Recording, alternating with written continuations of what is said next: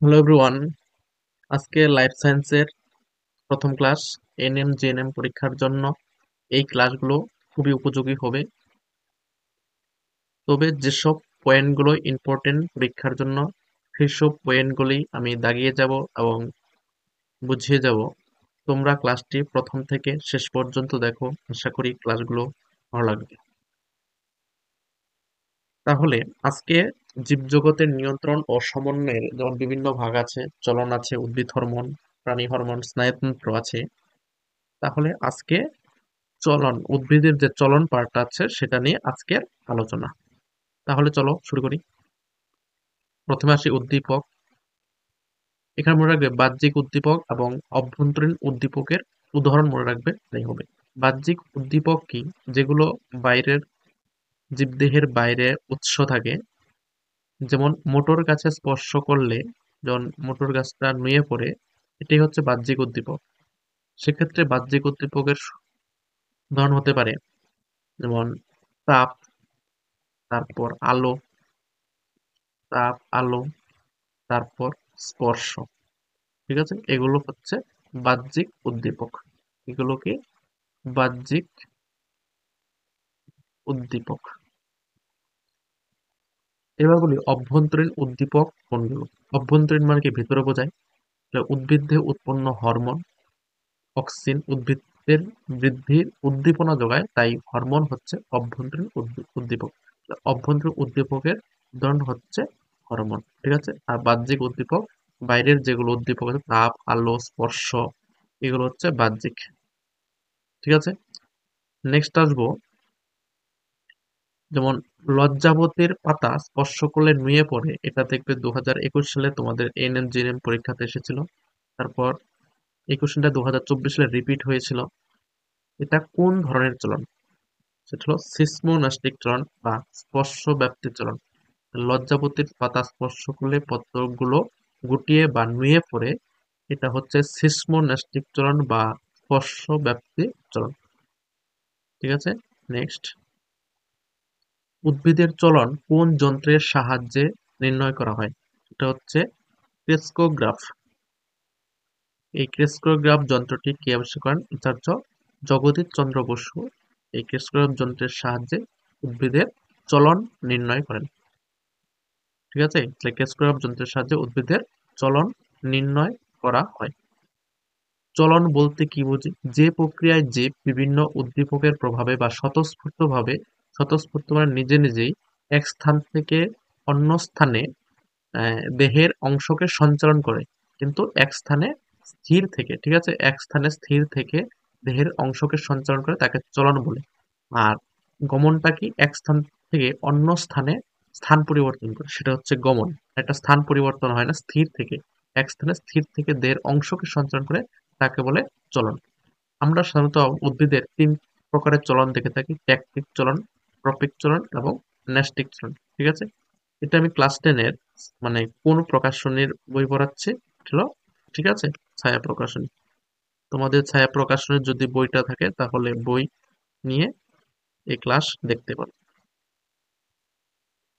তাহলে ট্যাকটিক চলন, ট্রপিক চলন এবং ন্যাস্টিক চলন, তিন প্রকার চলন দেখা যায়। ট্যাকটিক চলনের কিছু বৈশিষ্ট্য আমরা পড়বো।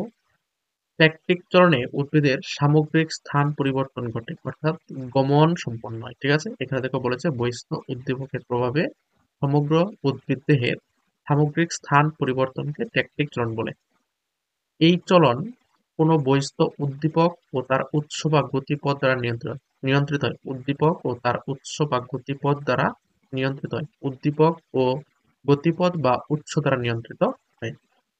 ট্যাকটিক চলনের আবার ভাগ আছে, যেমন ফটোট্যাকটিক, আলোর অভিমুখে হয় ফটোট্যাকটিক; কেমোট্যাকটিক, মানে রাসায়নিক পদার্থের অভিমুখে হয়; থার্মোট্যাকটিক, উষ্ণতার অভিমুখে হয়; হাইড্রোটপিক, জলের অভিমুখে হয়; রিওট্যাকটিক, জলস্রোতের অভিমুখে হয়। এই যে পয়েন্টগুলো বললাম এগুলো কিন্তু ইম্পর্টেন্ট। মানে আলোর অভিমুখে কোন চলন হয়, পরীক্ষা আসতে পারে, ফটোট্যাকটিক; উষ্ণতার অভিমুখে হয় থার্মোট্যাকটিক; তারপর জলের অভিমুখে হয় হাইড্রোট্যাকটিক। এইভাবে কিন্তু মনে রাখতে হবে। ঠিক আছে? এবং ট্যাকটিক চলনটা সাধারণত উন্নত জলজ উদ্ভিদে ও উদ্ভিদের জনন কোষে এই চলন দেখা যায়। ফটোট্যাকটিক চলন কিসে হয়? আলোর উদ্দীপকের প্রভাবে হয়। ফটোট্যাকটিক চলন কাদের দেহে দেখা যায়? অথবা উদাহরণটি ক্ল্যামাইডোমোনাস, ভলভক্স ইত্যাদি এককোষী শৈবালের দেহে ফটোট্যাকটিক চলন দেখা যায়। 3 নাম্বার আসবো ট্রপিক চলন। ট্যাকটিক হয়ে গেল, এবার ট্রপিক। ট্রপিক চলন কি? উদ্ভিদঙ্গের বক্র চলন যখন বহিঃস্থ উদ্দীপকের গতিপথ দ্বারা নিয়ন্ত্রিত হয়। আর ট্যাকটিকটা হলো তোমার উদ্দীপক এবং বহিঃস্থ উদ্দীপক ও উৎস বা গতিপথ দ্বারা। আর এটা শুধু তোমার কি দ্বারা? গতিপথ দ্বারা শুধু, ঠিক আছে? বৈশিষ্ট্য কি? ট্রপিক চলন উদ্ভিদ অঙ্গের বক্রতা সৃষ্টির মাধ্যমে ঘটে থাকে। আলো, জল, অভিকর্ষ প্রভৃতি বহিঃস্থ কোনো উদ্দীপকের গতিপথ বা উৎস দ্বারা এই চলন নিয়ন্ত্রিত হয়। গতিপথ বা উৎস দ্বারা। এখানে দেখো বহিঃস্থ উদ্দীপক বলেছে আলো, জল, অভিকর্ষ, এগুলো বহিঃস্থ উদ্দীপক মনে রাখতে হবে। প্রথমে ক্লাসের শুরুতে যে বহিঃস্থ উদ্দীপকের উদাহরণ বলেছিলাম তার মধ্যে এগুলো পড়বে: জল, অভিকর্ষ, আলো, বহিঃস্থ উদ্দীপক। হরমোনের প্রভাবে উদ্ভিদঙ্গের বৃদ্ধি ঘটে, তাই ট্রপিক চলনকে বৃদ্ধিজনিত আবিষ্ট বক্রচলন বলে।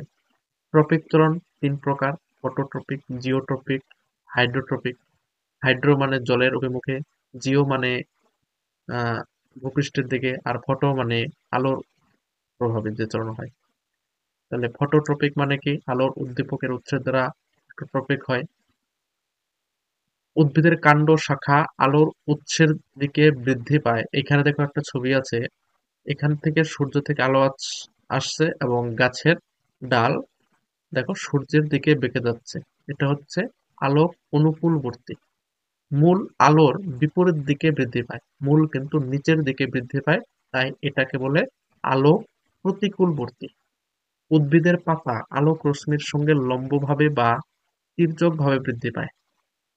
তা তির্যকভাবে বৃদ্ধি পায়, তাই পাতা হচ্ছে আলোক তির্যকবর্তী এবং অগ্রভাগ হচ্ছে আহ, আলোক অনুকূল বৃদ্ধি, কাণ্ড বা শাখা। ঠিক আছে? এবার সে জিওট্রপিক।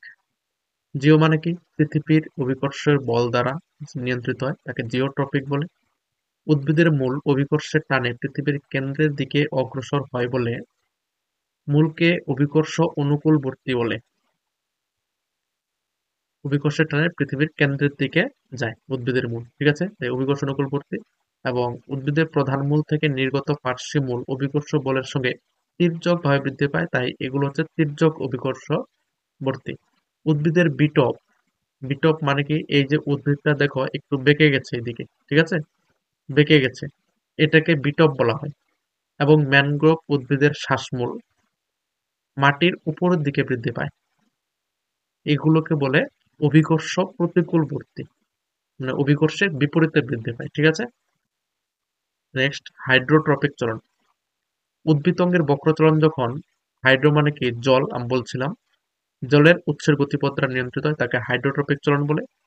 উদ্ভিদের মূল জলের উৎসের দিকে বৃদ্ধি পায়, মূলকে জল অনুকূলবর্তী বলে, ঠিক আছে?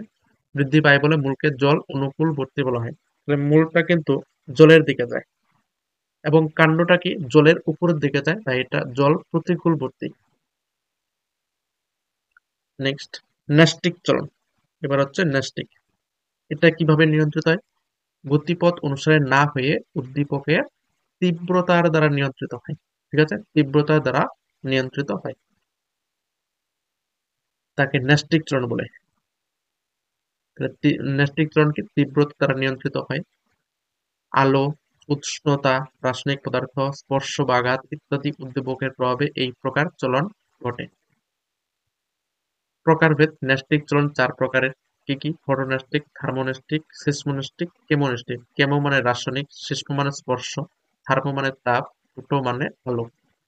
তাহলে ফটোন্যাস্টিক মানে কি? আলোর তীব্রতা হ্রাস বৃদ্ধির উপর নির্ভর করে।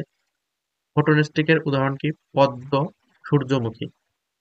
কারণ এই ফুলগুলি দিনের তীব্র আলোতে ফোটে, আবার সূর্যাস্তের সঙ্গে সঙ্গে বুঝে যায়, মানে আলোর তীব্রতার উপর নির্ভর করছে, তাই পদ্ম, সূর্যমুখী হচ্ছে ফটোন্যাস্টিকের উদাহরণ। তারপর জুঁই, বেল, সন্ধ্যা মালতী ফুল সন্ধ্যার পর ফোটে। সূর্যমুখী ফুল দিনের বেলায় আলোর তীব্রতার পরিপ্রেক্ষিতে দিক পরিবর্তন করে।